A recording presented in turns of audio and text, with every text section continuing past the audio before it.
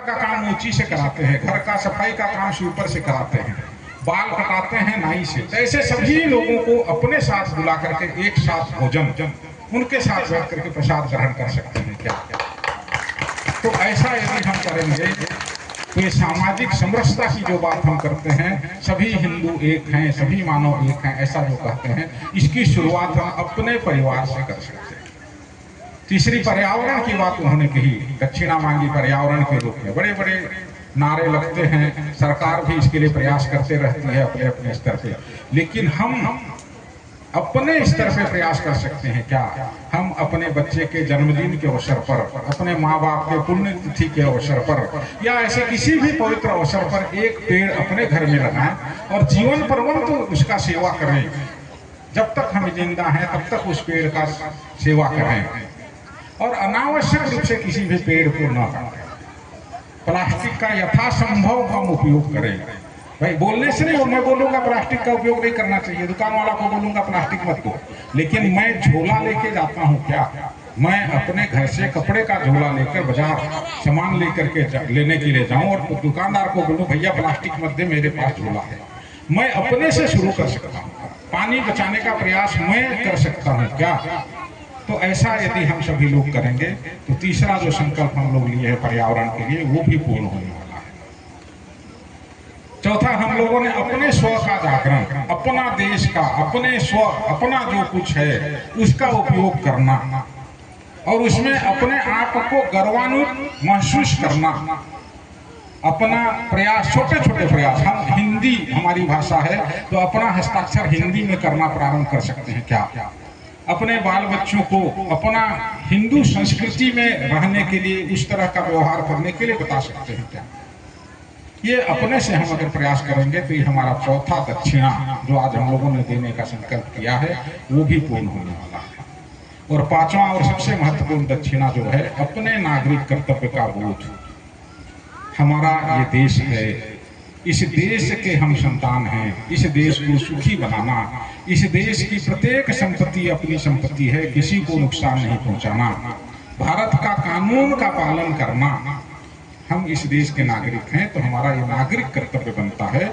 इसके लिए कोई हमको बोलेगा नहीं, मोटरसाइकिल में चल रहे हैं तो हेलमेट हमको लगाना है, किसी के बोलने से, किसी के भय से नहीं करना। रोड के बाएं तरफ चलना है तो बाएं तरफ चलना, सभी शासकीय संपत्ति को अपना संपत्ति समझना, ऐसा नागरिक कर्तव्य का भाव।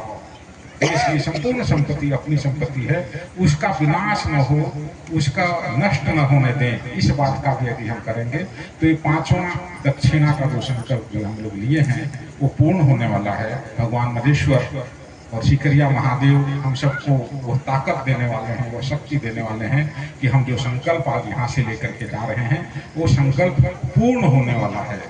और ऐसा ही आप लोगों का स्नेह, ऐसा ही आप लोगों का सहयोग और ऐसा ही श्रद्धा आप लोगों का बना रहेगा।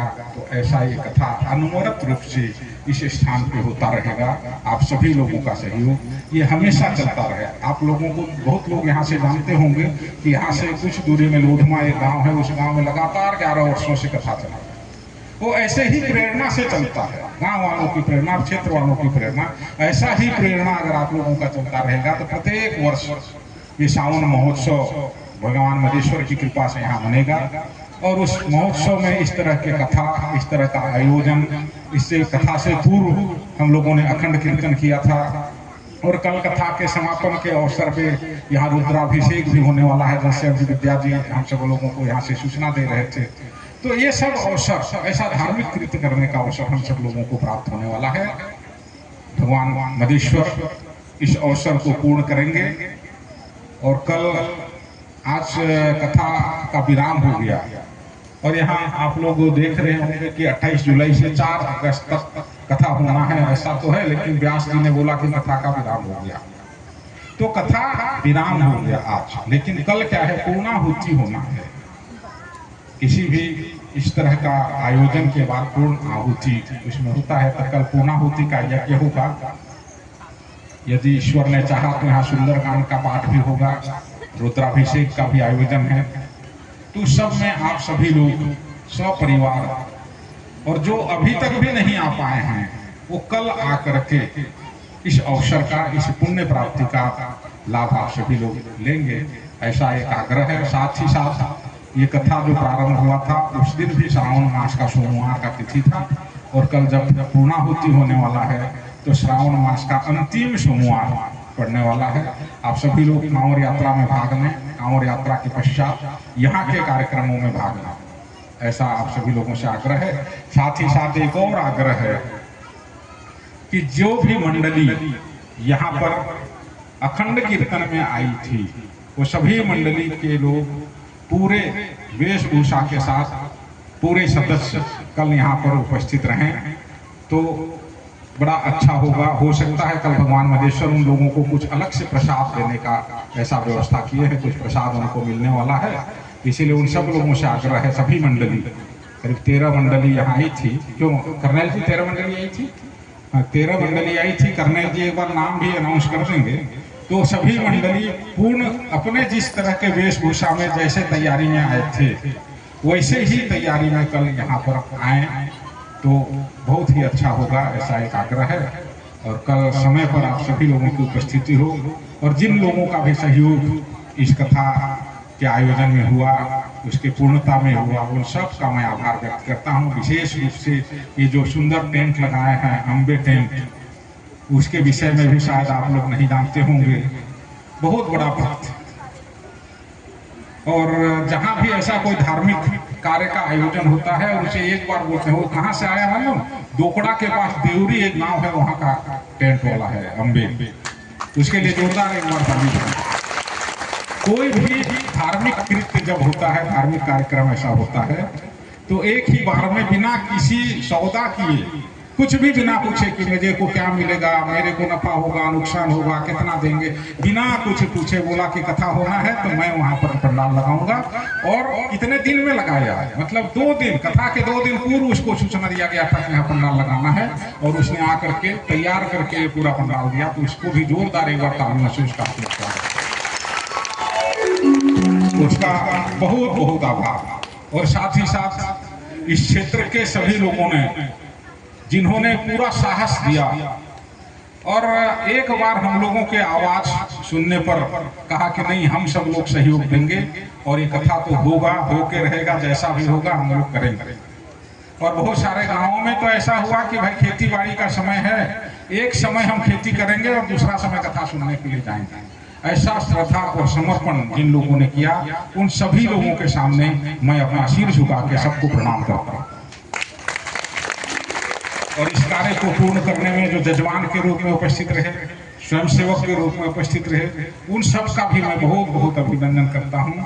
और 7 दिनों तक लगातार इस माइक को जो संभाल के रखे, ऐसे विद्याचरण सिंह को भी मैं बहुत बहुत आभार उनका भी व्यक्त करता हूं, सम्मान करता हूं। मेरा छोटा भाई है, जब कभी भी हम उनको ऐसा आदेश देते हैं, शासकीय सेवा में है, अपना नौकरी छोड़ करके बोला कि मेरा उधर छुट्टी रहेगा, 1 सप्ताह तक नहीं जाऊंगा, लेकिन मैं यहाँ लगा रहूंगा और पूरे गांव वालों के साथ हिल मिल कर प्रतिदिन फीडबैक का बैठक लेकर कैसा कल करना है, क्या कमी हुआ, इन सब चीजों का जिन्होंने चिंता किया उसका भी बहुत बहुत आभार।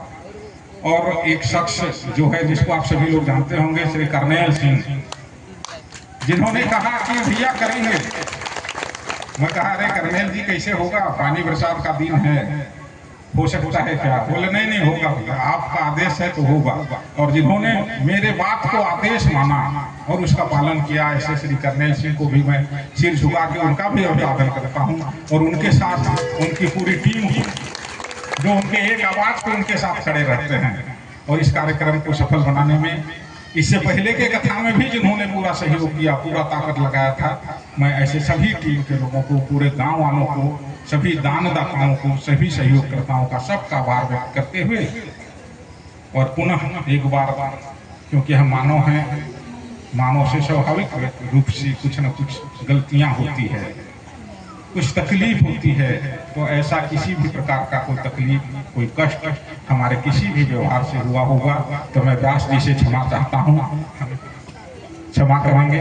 और उनके साथ आए हुए पूरी टीम से मैं क्षमा चाहता हूँ यदि किसी भी प्रकार के कोई कष्ट हुआ होगा, कोई गलती हुई होगी, क्योंकि हम बनवासी समाज के लोग हैं हम व्यवहार नहीं जानते, बातचीत का तरीका नहीं जानते, हमसे गलतियां हो सकती है, तो समस्त गलतियों को क्षमा करेंगे और जो कुछ भी अच्छा अनुभव यहाँ से प्राप्त किए हैं उस अनुभव को यहाँ से लेकर के जाएंगे और पूरे भारतवर्ष में जहाँ जहाँ जाएंगे वहाँ यहाँ के अच्छे अनुभवों का विस्तार करेंगे और जो कुछ भी कष्ट हुआ होगा उसको पीस समझकर भगवान मदेश्वर महादेव को चढ़ा करके जाएंगे। मदेश्वर महादेव स्वयं हलाहल को पीने वाले हैं, तो सभी हलाहल को यहाँ वो ले लेंगे ऐसा मैं उम्मीद करता हूँ। और सभी को एक बार बहुत बहुत आभार, सभी का बहुत बहुत आभार करते हुए मैं अपने वाणी को विश्राम दूं।